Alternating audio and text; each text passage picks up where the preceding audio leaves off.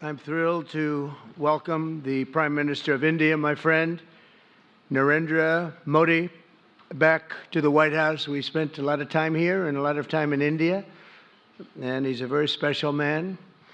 Prime Minister, it is a pleasure to extend to you the same hospitality that you showed Melania and myself when we traveled to your beautiful country 5 years ago. It's hard to believe, so long ago, and it seemed like yesterday. It was beautiful. We opened the cricket stadium, 129,000 seats, I think the largest stadium in the world, and it was an incredible period of time. There is truly a special bond between the United States and India, and the world's oldest democracy and the world's largest democracy, and I believe the world's largest country in terms of the numbers of people. And today, the Prime Minister and I are announcing a framework to strengthen those ties even further economically, and the U.S.-India Compact for the 21st century is a historic initiative that will deepen every aspect of our partnership and our friendship. Starting this year, we'll be increasing military sales to India by many billions of dollars. We're also paving the way to ultimately provide India with the F-35 stealth fighters.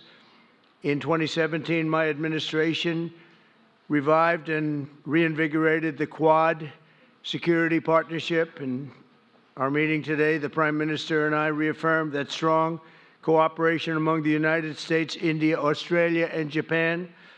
And it's crucial, really, to maintaining peace and prosperity, tranquility, even in the Indo-Pacific. In addition, the United States and India will be working together like never before to confront the threat of radical Islamic terrorism, a threat all over the world, actually. Today, I'm pleased to announce that my administration has approved the extradition of one of the plotters and one of the very evil people of the world, and having to do with the horrific 2008 Mumbai terrorist attack, to face justice in India. So he's going to be going back to India to face justice. As we deepen our defense partnership, we'll also strengthen our economic ties and bring greater fairness and reciprocity to our trading relationship. As a signal of good faith, Prime Minister Modi recently announced the reductions to India's unfair, very strong tariffs that limit U.S. access into the Indian market very strongly, and really it's a big problem, I must say. India imposes a 30 to 40 to 60 and even 70% tariff on so many of the goods, and in some cases far more than that. And as an example, a 70% tariff on U.S. cars going into India, which makes it pretty much impossible to sell those cars. Today, the U.S.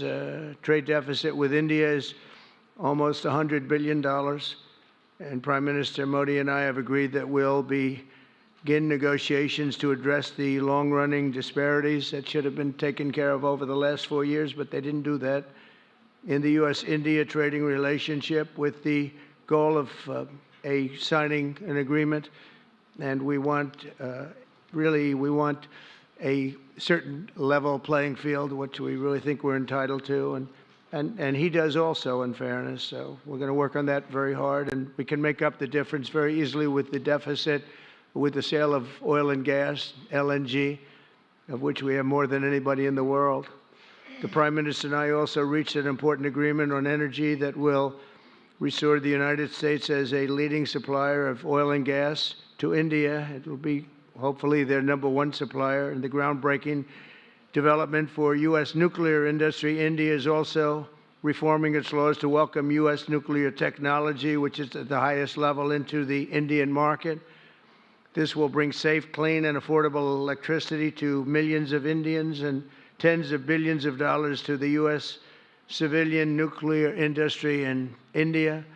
And under the framework we are announcing today, the United States and India are also joining forces to ensure that artificial intelligence and other advanced technologies are developed by the two of the most, really two of the most advanced nations, intellectually and otherwise technologically.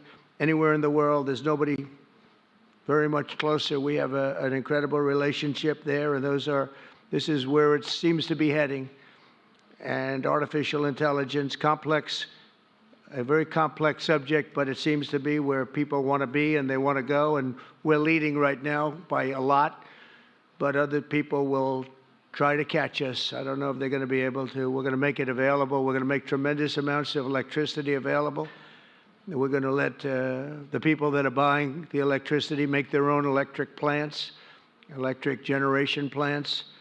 And we've never done this in our country, but we're going to get it done very quickly. Lee Zeldin and his group are going to get the approvals in very rapid form. And we're calling it a national emergency, and that's exactly what it is. So we're going to remain at the top of the AI, or artificial intelligence, I think, for a long time to come, and we're going to be working very closely with India and other countries on that.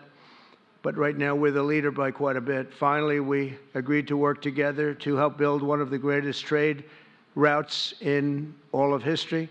It will run from India to Israel to Italy and onward to the United States, connecting our partners by ports, railways, and undersea cables, many, many undersea cables. It's a big development. It's a lot of money going to be spent, and we've already spent some, but we're going to be spending a lot more in order to stay advanced and stay the leader.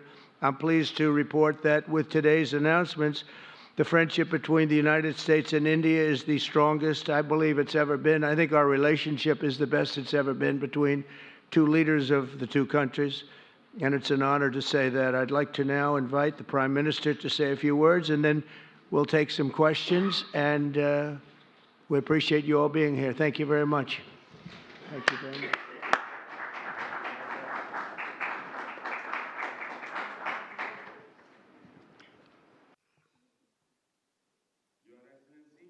Your Excellency, President Trump,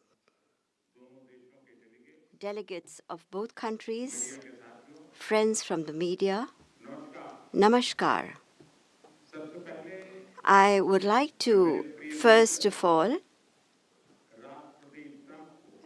express my heartfelt gratitude to my dear friend, President Trump, for the grand welcome and hospitality accorded to me.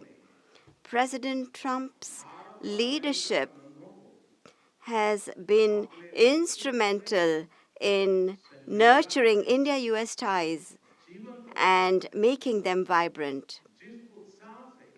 I could feel today the same enthusiasm, the same enthusiasm, the same energy, the same commitment that we had worked with during our first term. Our discussions today highlighted our pride in our accomplishments during his first term, the deep mutual trust that we share, and also the resolve to attain new goals.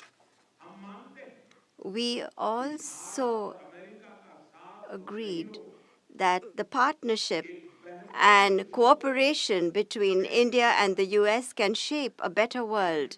Friends, the people of America are aware of President Trump's motto, "Make America Great Again," or MAGA.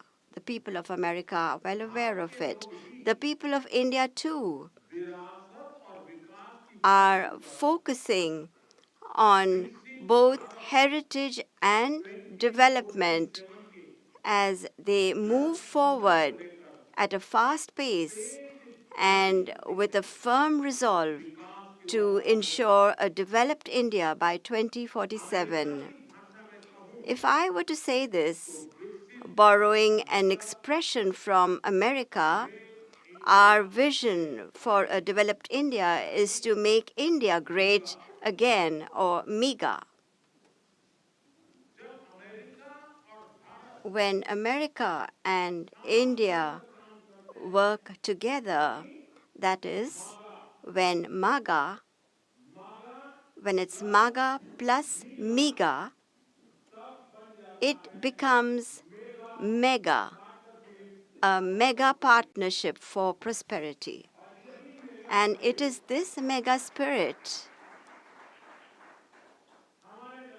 that gives new scale and scope to our objectives. Friends,